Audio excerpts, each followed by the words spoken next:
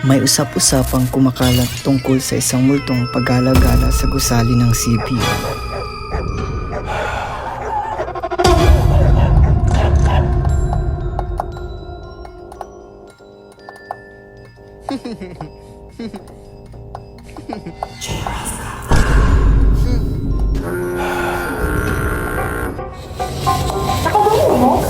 Ano ba yung ipakita dun sa HRXTI?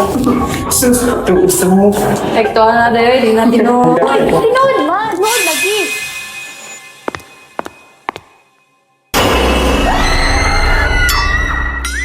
Halalain akong blush on.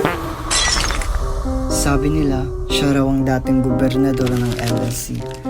Abala raw siya noon sa paghahanda para sa nalalapit na General's Cup, isang kaganapang labis niyang ikinatuwa at inaabangan. Ngunit may ibang plano ang tadhana. That's what I'm telling you.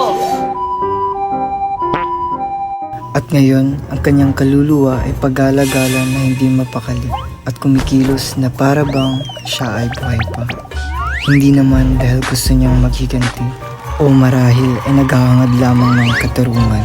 Ngunit marahil ang tanging nais lamang niya ay maging bahagi ng General's Cup, ang kaganapang sabik na sabik niyang inaabangan noong siya ay nabubuhay pa. Hoy, gabi naman, panguli na mo.